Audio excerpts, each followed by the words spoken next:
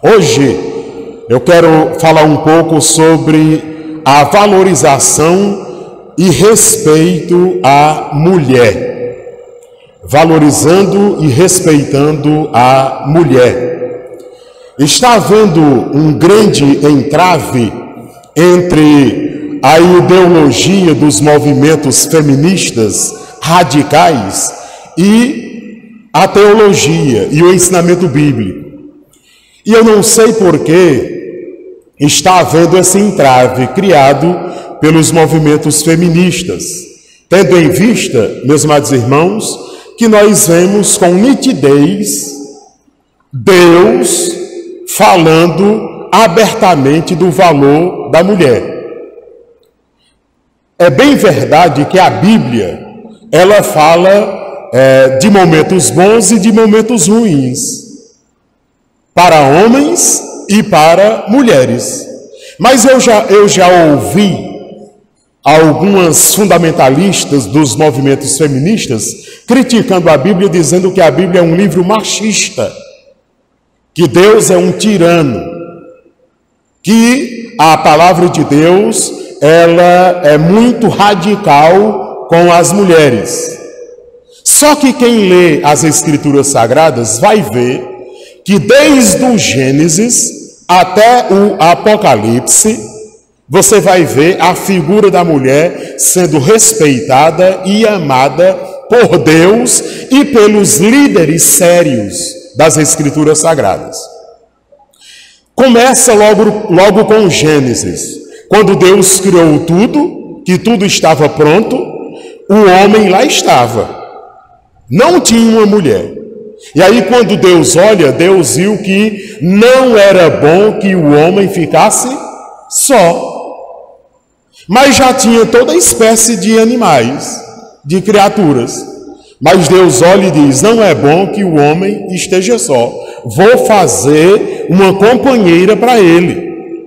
E aí Deus faz o homem cair num sono profundo, tira uma das suas costelas e faz uma mulher. E quando o homem viu a mulher, o homem disse, aí sim, essa é osso dos meus ossos, é carne da minha carne, é sangue do meu sangue, ela será chamada mulher. Imagine só, Deus, por que Deus não criou outro homem para a companhia de Adão? Deus poderia muito bem ter criado outro homem, poderia ou não poderia? Poderia ou não? Poderia. Mas por que Deus não criou outro homem para fazer companhia a Eva? Para fazer companhia a Adão? Ora, Deus não criou outro homem para fazer companhia para Adão, porque Deus sabia que não ia ser compatível. Ia entrar em choque. Ia ser um fiasco, um colapso. Então Deus cria a mulher. Agora vamos imaginar se Deus tivesse criado primeiro Eva. Aí se lá tivesse na Bíblia escrito, e Deus criou a Eva, a mulher, e deixou lá no jardim para ela cuidar de tudo. E aí Deus viu que não era bom que a mulher estivesse sozinha. Você acha que Deus iria criar outra mulher para a companhia da Eva? Deus até que poderia, mas pela lógica da teologia, a lógica diz que Deus iria criar um homem para estar com a mulher. É por isso que nós afirmamos que a mulher se relaciona com o homem e o homem se relaciona com a mulher. Mas está havendo em todo o planeta Terra um movimento feminista radical, que inclusive chegou dentro das nossas igrejas, né, o feminismo. E o feminismo, ele prega que a total independência do homem. O movimento feminista, radical, fundamentalista, ele diz a mulher não precisa do homem para nada. Mais do que isso, esses movimentos feministas, radicalistas, eles incentivam, inclusive, a mulher a odiar o homem. Mais do que dizer que não precisa de um homem para nada, esses movimentos incentivam as mulheres a odiarem os homens. Odiarem mesmo, odiarem como diz lá no meu povoado, de fela bof. Né? Escute a frase, que não é nem nova, já é até um tanto quanto arcaica, mas talvez você já ouviu essa frase: nenhum homem presta. Nenhum homem presta. Talvez você já ouviu essa frase. Talvez você já até disse essa frase: nenhum homem presta. Então, esses movimentos incentivam o ódio das mulheres em relação aos homens. E a Bíblia ensina o contrário. A Bíblia ensina que o homem deve amar a mulher. E eu não entendo por que esses movimentos feministas radicalistas são tão contra a Bíblia, contra a religião cristã, contra as igrejas cristãs. Eu não entendo por quê. Se a Bíblia diz que o amor do homem para com a mulher deve ser um amor sacrificial. Eu não entendo essa implicância toda, não. Não dá de entender. Veja o que está escrito, Efésios 5, 25. Enquanto esses movimentos estão pregando o ódio contra o homem, olha só o que é que Efésios 5, 25 ensina. Veja aí, abre aí a Bíblia. Efésios 5, 25. Vocês devem conhecer o texto de cor e salteado. Olha só o que é que o texto diz. O contexto geral desse texto aqui de Paulo aos Efésios é o contexto familiar. É o contexto deveres familiares. Está se referindo à família. Está referindo-se à boa convivência no lar. Aí o versículo 25 do capítulo 5 de Efésios vai dizer: maridos, cada um de vós ame a sua mulher, assim como Cristo amou a igreja e a si mesmo se entregou por ela. Amém, meus amados irmãos? O texto está claro ou está obscuro? Precisa esclarecimento? Não precisa esclarecimento. Aí alguém diz assim: porque a Bíblia manda a mulher ser submissa ao homem. É um absurdo. E nós vamos falar sobre isso em outra ocasião. Mas veja, não é não, meus amados irmãos.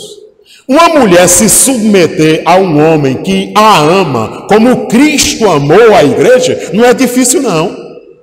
Não é difícil não. Por que você não seria submissa ao seu marido que ama ao ponto de morrer por você? Que te ama ao ponto de dar a vida por você? Um amor sacrificial. Então, não vejo por que uma mulher não querer ser submissa ao marido que a ama como Cristo amou a igreja. Aí alguém diz assim: e se não amar? Aí é outra história que eu não quero nem entrar no mérito aqui agora. Pois bem, muito se tem falado sobre as posições de Paulo. Né? Paulo é outro que esses movimentos o têm como machista, como misógino, aquele que tem aversão à mulher. Muito se tem criticado o apóstolo Paulo em relação à mulher. Mas se você for olhar com muito zelo, você vai ver que é o contrário. Eu não estou dizendo aqui que não teve problema com as mulheres, nunca teve problema, não é isso que eu estou dizendo. Eu não estou dizendo não é que tenha problema com as mulheres, eles têm problemas. Sim, tem, muitos. Para vocês terem uma ideia, tinha um cara do 4º século antes de Cristo, um rapaz chamado Demóstenes, que ele dizia assim: temos as prostitutas para o nosso prazer pessoal. Temos as nossas concubinas para as exigências normais dos nossos corpos. E temos as nossas esposas para elas gerarem os nossos filhos legítimos e serem guardiãs dos nossos lares. Tem caras como estes. Sim. Há quem diga que alguns judeus oravam assim. Escute. Há quem diga, eu nunca vi um judeu orando assim não. Estou dizendo que há quem diga que o judeu orava mais ou menos, alguns judeus oravam mais ou menos assim: Ó Senhor Deus, obrigado, porque Tu és o Senhor Criador dos céus e da terra. Obrigado, porque o Senhor não me fez nascer um samaritano, nem um gentil e nem uma mulher. Obrigado por isso. Mas há quem diga que algumas mulheres judias oravam mais ou menos assim: ó Senhor Deus, Criador dos céus e da terra, sustentador de todas as coisas, obrigado, porque Tu me criastes do jeito que Tu quisestes. Que interessante, né? Que interessante. Obrigado, porque eu sou fruto da Tua boa vontade. Bem, a pergunta, meus amados irmãos, que se faz é a seguinte: como hoje, enquanto famílias, nós podemos passar uma visão de que a mulher, a pessoa da mulher é importante e que precisa ser valorizada? Como nós podemos fazer isso no contexto familiar? Como nós podemos, meus amados irmãos, hoje, passar para todas as pessoas que nós valorizamos e respeitamos as mulheres? A primeira pontuação que eu faço aqui. Primeiro, nós devemos, enquanto homens, associar a figura da mulher como sendo uma bênção e uma pessoa de valor para a família. Isso é inegociável.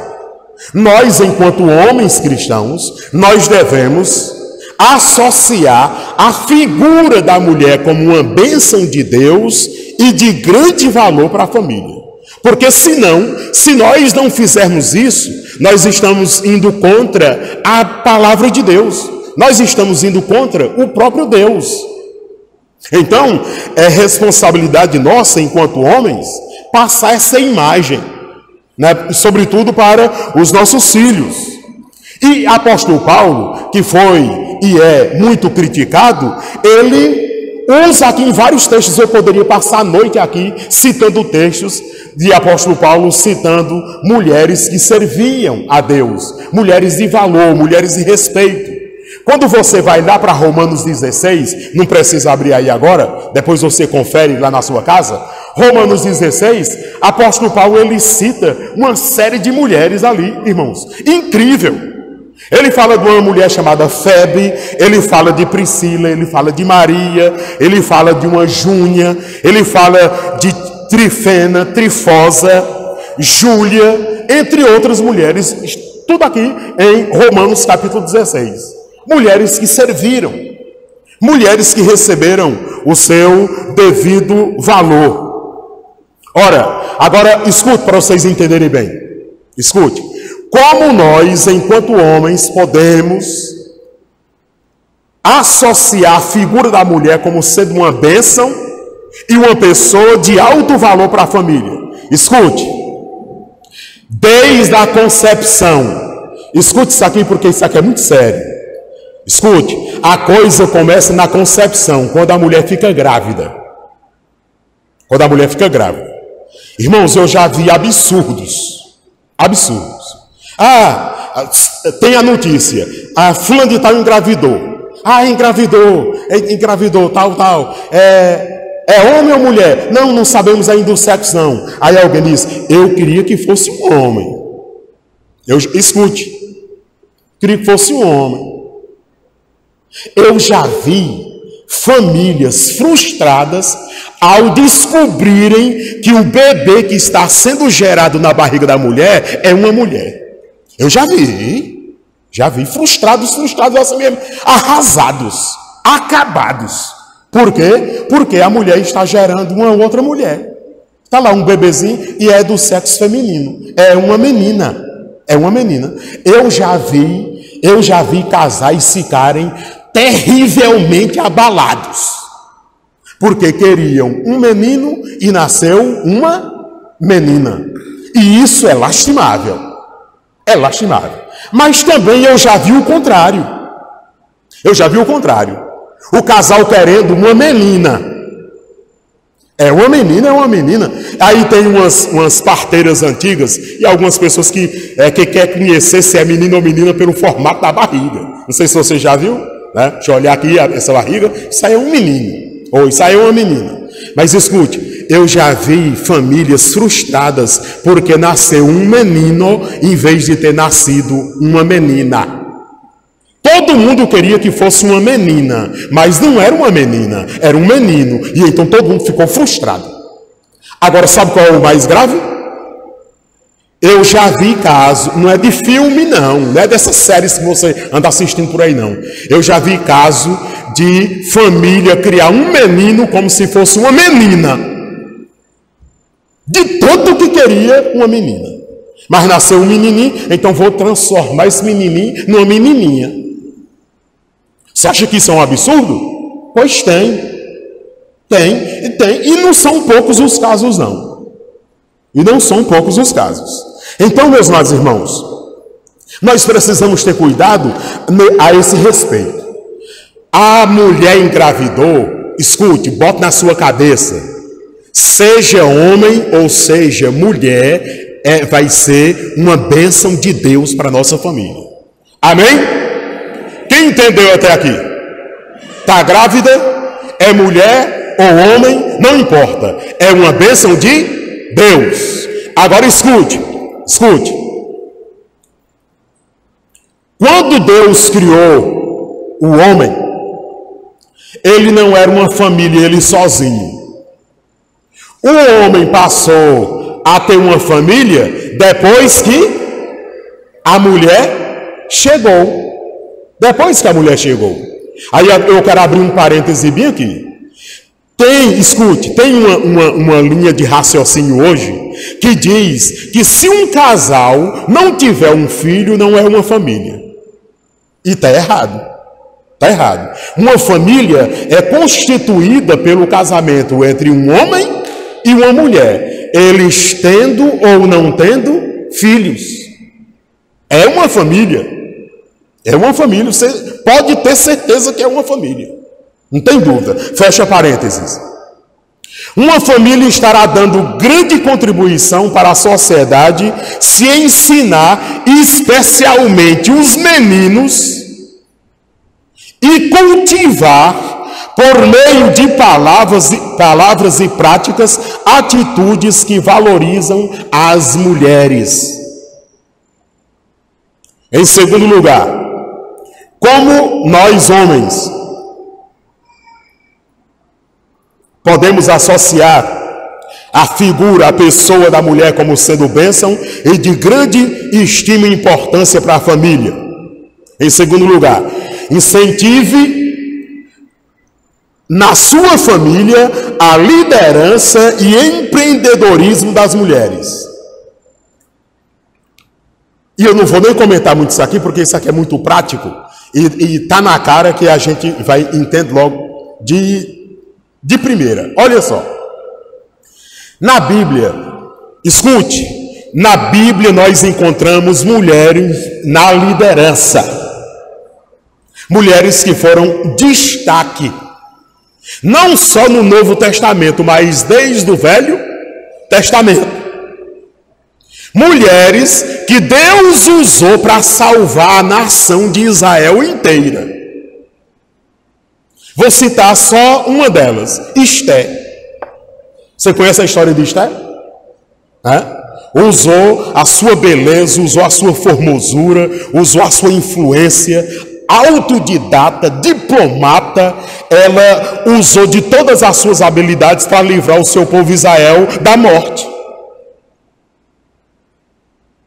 Irmãos, quando nós incentivamos as nossas famílias, as mulheres, a terem liderança e a serem empreendedoras, nós estaremos dando a elas, né, o seu valor devido. Não tem dúvida. Agora, é interessante. A gente sabe que hoje, é muito nítido que uma grande parte das mulheres, elas têm mais habilidades administrativas do que muitos homens. Dê um dinheiro na mão de um homem, uma quantia de dinheiro na mão de um homem, e bota ele para administrar um mês. E bota o mesmo valor na mão de algumas mulheres, eu digo de algumas porque não são todas. Bote o mesmo valor nas mãos de algumas mulheres para você ver quando, no final do mês ainda vai ter dinheiro. Há exceções, é muito óbvio. É muito óbvio. Como também há exceções em relação aos homens. Há homens que têm uma boa administração, sabem administrar bem, enquanto a sua esposa não sabe administrar bem. Por ela gasta o que ela tem e o que ela não tem. Mas também existe o contrário. Existem homens que querem gastar o que tem e o que não tem, e a mulher fica tentando fazer aquele jogo de cintura para ver se a coisa dá certo. O marido, ele não pode ver nada que ele quer comprar, até o que não está precisando, e a mulher fica ali tentando regular a coisa, tentando economizar. Sim, há mulheres que têm um espírito empreendedor administrativo muito melhor do que muitos homens, isso é sem sombras de dúvidas. Então, como nós podemos ajudar a comunidade, a nossa família, a ver a mulher como sendo uma bênção e de grande valor para a comunidade, para a família, de um modo geral, ajudando-as, incentivando-as a ter um espírito empreendedor e de liderança. Em terceiro lugar, trate mulheres e homens com igualdade na família. Agora aqui tem pano para manga, e eu vou ter que me debruçar um pouquinho sobre esse negócio. Tratar com igualdade é no sentido de Gálatas 3:28. Porque lá diz, Gálatas 3:28, diz que para Deus não há macho e nem fêmea. Lá diz que para Deus todos nós somos um. Não tem esse negócio de homem ou mulher, de tal, no que diz respeito à igualdade de valores. Igualdade de valores. Eu não estou falando aqui de igualdade de gênero. Eu não estou falando aqui da igualdade de força. Não, estou falando da igualdade de valores, como gente, como pessoa. Famílias que são firmes na palavra de Deus não diminuem a pessoa da mulher. Famílias firmes na palavra de Deus não diminuem a mulher, em hipótese alguma. Agora, irmãos, a questão da igualdade no quesito importância, todos na família são importantes, todos são importantes. Não tem um mais importante do que o outro. Aí nós temos que ter cuidado, porque os movimentos feministas querem a igualdade ipsis literi. Quer que a mulher tenha a mesma força do homem, a mesma força. Quer que a mulher faça as mesmas coisas que os homens fazem. E biologicamente falando, isso é impossível. Possível. A mulher pode ir para a academia, pode puxar ferro, pode ficar com o bração bem torneadão, não tem? Essas mulheres, o Marcel já deve ter visto. A mulher alta como é o mesmo nome? Isso. Ela pega o ferro e fica com aquele corpão. Eu acho feião. A mulher com aquele corpão bem fortão assim. É feio. Mas coloque uma mulher para brigar, uma mulher da mesma idade, uma mulher da mesma idade de um homem da mesma idade da mulher, do mesmo porte, e a mulher com aquela força toda aparentemente no seu corpo, e um homem normal para brigar, para você ver quem é que vai ganhar. A não ser que ela tenha habilidades nas artes marciais. Que ela tenha, seja lá faixa de não sei de que nas artes marciais. Mas se ela, só pelo porte físico, irmãos, biologicamente não tem jeito. O homem é mais forte. O homem tem mais resistência. Não podemos cair nessa besteira. De entender que a mulher é igual ao homem. Escute. A mulher nunca vai ser igual ao homem. O homem nunca vai ser igual à mulher. Nunca. A mulher pode fazer um implante um implante do órgão genital masculino. Um homem pode fazer uma castração, pode fazer no seu, onde era o seu genital masculino, fazer uma genital feminina, mas biologicamente ele nunca vai deixar de ser homem. Aquela nunca vai deixar de ser mulher. Jamais. Jamais. E eu não entendo, irmãos, por que esses movimentos querem igualar tanto assim as coisas, ao ponto de ridicularizar as mulheres. Eu fico assim, meu Deus, como é que pode não entender um negócio desse?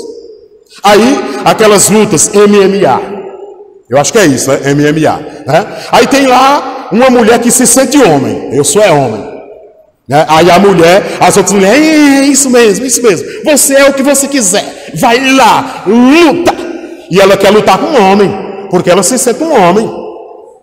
Aí ela vai lá pro tatame, né? Vai lá pro tatame com o homem. Aí lá vem o homem e a mulher está ali e vai lutar com o homem e tal. Não, porque eu me sinto homem, a mulher está dizendo. E pode vir o homem que for. Aí o cara vai lá e tem a cara dela e esbagaça ela. E as feministas, ela lutou com um homem, e saiu toda arrebentada. Perdeu. E elas acham isso muito engraçado e muito bom, e foi um avanço muito grande. Mas nós vamos, tem alguma coisa errada?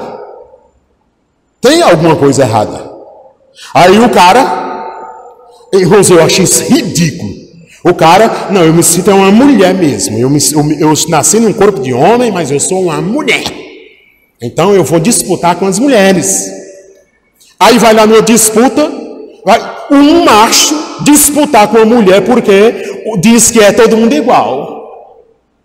Aí numa modalidade feminina entra um homem porque se sente mulher, aí vai disputar com as mulheres. Você acha que vai dar o quê? Vai dar errado. Recentemente lá nos Estados Unidos, eu não sei o nome do governador e nem do estado, mas diz que houve uma competição de mulheres, e entre as mulheres estava um cara que se sentia mulher e foi fazer as disputas lá, e esse cara ganhou, e o governador deu o prêmio para a mulher que ficou em segundo lugar, porque ele entendeu que quem ganhou foi ela na competição feminina. Mas isso é um absurdo. Foi ela, que é ele, quem ganhou.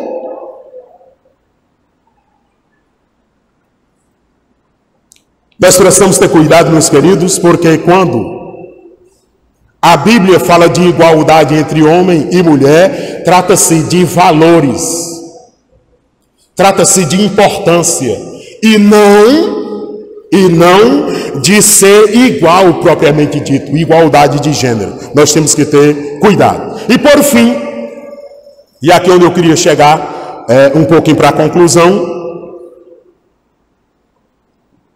como nós podemos, enquanto homens, demonstrar que a mulher é uma bênção e que ela é preciosa para a família? Em quarto e último lugar, quando os maridos tratam as suas esposas com amor.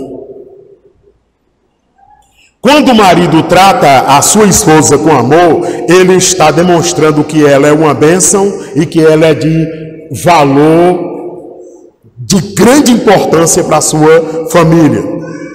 Vós, maridos, amai as vossas mulheres, como também Cristo amou a igreja e a si mesmo se entregou por ela. Agora, talvez eu vou ter que chocar alguns de vocês que estão aqui nessa noite e alguém que porventura vai nos assistir através das redes sociais. Talvez eu vou chocar alguns de vocês. Talvez alguns de vocês sairão daqui querendo não voltar mais aqui.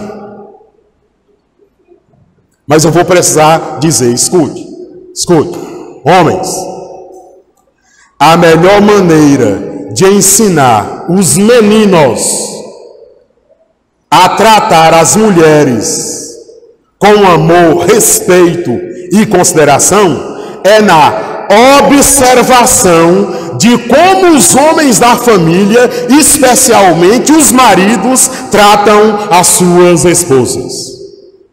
Escute, não tem melhor aula para eu ensinar o meu filho Miqueias como é que ele deve tratar uma mulher. Não tem, olha, não tem coisa mais prática, mais transparente do que eu ensinar o meu filho como ele trata uma mulher, a maneira como eu trato a mãe dele. Vocês concordam? Concordam? O que é que adianta eu dizer uma coisa para o Miqueias em relação ao tratar bem a esposa e eu não a tratar bem? E ele saber que eu não a trato bem. Então seria uma contradição horrível. Seria algo assim assustador. As nossas atitudes não devem contradizer as nossas palavras e nem as nossas palavras contradizer as nossas atitudes. Um marido que maltrata a esposa está ensinando o menino no futuro a maltratar a sua esposa também. Ou decidir tratar a sua futura esposa diferente de como vê o seu pai tratando a sua mãe. Mas esses casos são raros. Escuta, é raro. Uma criança vê o pai maltratando a mãe, escute, é raro. A criancinha nascer vendo o pai maltratar a mãe e ele ter uma mentalidade diferente no futuro quando ele se casar e escolher tratar a sua esposa diferente de como o seu pai tratava a sua mãe. É raro. Via de regra as atitudes do pai refletirem no filho quando ele se casar. É muito provável, há exceções, é claro, né, com a conversão através de Cristo Jesus, o Senhor, etc, etc. Há exceções, eu que o diga que há exceções, com certeza há. Mas, irmãos, via de regra, o filho vai fazer com a sua esposa o que ele vê o pai fazendo com a sua mãe. Via de regra. Agora escute.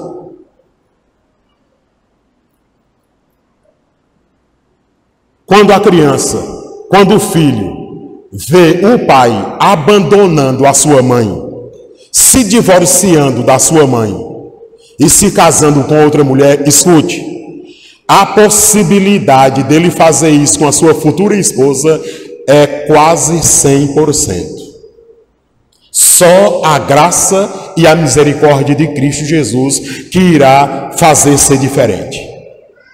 Só a graça e a misericórdia de Jesus vai fazer com que seja diferente. É muito provável. Pode fazer investigação. Pessoas que hoje estão divorciadas, que estão separadas. Pode fazer uma averiguação. Alguém na sua família bem próximo, talvez o seu pai, passou por esse mesmo processo. E ele está agora replicando o que o seu pai fez. E vai continuar replicando. E só vai quebrar isso. Eu não estou falando de maldição hereditária. Eu estou dizendo que Cristo muda a vida das pessoas. Mas a tendência é sermos iguais. Você pode acreditar. Pode crer. Famílias firmes na palavra procuram desenvolver no dia a dia essas qualidades, virtudes, características de tratar bem as mulheres. A maior recompensa que uma família pode dar para uma menina é quando ela chega na fase adulta, ela dizer assim: no lar onde eu fui criado, as pessoas me valorizaram. Nunca fui desrespeitada, nunca fui violentada, nunca fui oprimida, nunca fui rebaixada, nunca fui humilhada. Na família em que eu cresci, eu fui uma mulher totalmente amada, respeitada e valorizada. Esse é o maior legado que um pai, que uma mãe pode deixar para a sua filha. Aí, meus amados irmãos, eu fico a imaginar, eu fico a pensar o contexto que nós estamos hoje, o que nós estamos vivendo hoje. Hoje as coisas estão deturpadas. Por quê? Porque muita gente está se esquecendo das Escrituras Sagradas. Estão procurando refúgio, estão procurando refrigério em fontes outras que não é Cristo, que não é Deus. Razão pela qual os movimentos feministas estão invadindo as nossas igrejas hoje. Por quê? Porque as Escrituras Sagradas estão sendo deixadas de lado para darem ouvidos a filosofias vãs humanas. Eu faço um desafio. Se existe alguma lei de proteção à mulher, se existe algum movimento feminista que seja superior ao que a palavra de Deus ensina em relação à valorização, respeito à mulher, eu o desafio. Pode procurar os que já existiram, os que estão existindo hoje e os que irão existir amanhã. Se existe uma lei Maria da Penha, se existe uma lei, um estatuto, um regimento que tem leis que protegem a mulher, se tem algum movimento feminista que protege a mulher mais do que a palavra de Deus, eu desconheço. Até hoje não foi criado. Você tem algum estatuto aí que diz que o homem deve amar a mulher até a morte, a não ser as Escrituras Sagradas? Existe? Qual é? Onde é que está? Qual é o artigo desses movimentos e destas leis de proteção à mulher que supera o que a Bíblia ensina? Irmãos, aqui está a maneira como os homens devem tratar as mulheres. Aqui, bem aqui. Está bem aqui, ó. E eu espero que no transcurso desse mês nós estejamos pincelando muitas coisas a respeito do contexto do que nós acabamos de falar aqui. Então, quando você ouvir alguém pregando por aí, alguém falando por aí, que as mulheres precisam disso e precisam daquilo e tal, e os homens precisam fazer isso e aquilo. Não, os homens só precisam obedecer o que a palavra de Deus ensina em relação à mulher. Não tem nenhum texto na Bíblia que diz que o homem deve maltratar a mulher. Nenhum texto na Bíblia. Não tem nenhum versículo na Bíblia que diz que o homem deve oprimir a mulher. Nenhum. Não existe. Não existe nenhum texto na Bíblia que diz que o homem deve humilhar a mulher. A mulher deve ser o tapete para o homem passar em cima, pisar em cima. Não existe isso nas Escrituras Sagradas. Pelo contrário. Maridos devem amar as suas esposas como Cristo amou a igreja. Os homens que têm juízo, depois nós vamos falar mais sobre isso, devem tratar as mulheres como um vaso mais frágil, não no sentido de fragilidade ou simplicidade, mas no sentido de acolhimento, no sentido de afago, no sentido de delicadeza. Os homens devem tratar as mulheres como algo muito precioso, que deve ter cuidado. Então, eu desconheço qualquer desses movimentos que estão aí em alta hoje, dizendo que é de proteção à mulher, estão lutando pelas causas femininas. Eu desconheço um que supere as Escrituras Sagradas. Não existe nenhum.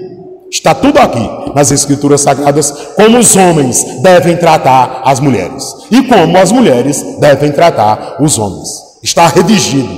E nós temos isso em mãos. Aí alguém diz assim: Mas então por que alguns irmãos maltratam as suas esposas? São ásperos com as suas esposas? São assim com as suas esposas? Traem as suas esposas? Abandonam as suas esposas? Divorciam-se das suas esposas? Por que eles fazem isso? Fazem isso por causa da dureza dos corações. Não é porque a palavra de Deus ensina, não. Quem entendeu, diz amém. Vamos orar? Nós vamos orar, pedindo a Deus que tenha misericórdia de nós, para que não caiamos nas ideias.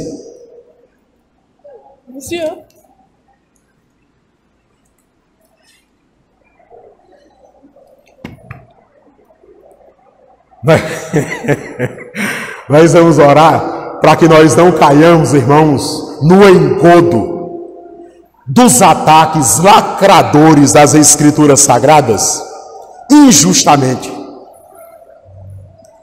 Vamos pedir a Deus para que nos dê discernimento, para que a gente não caia na lábia dos lacradores das Escrituras Sagradas que estão aí na internet, estão em todo canto, disseminando veneno contra o cristianismo e contra a palavra de Deus e contra a igreja de Cristo Jesus.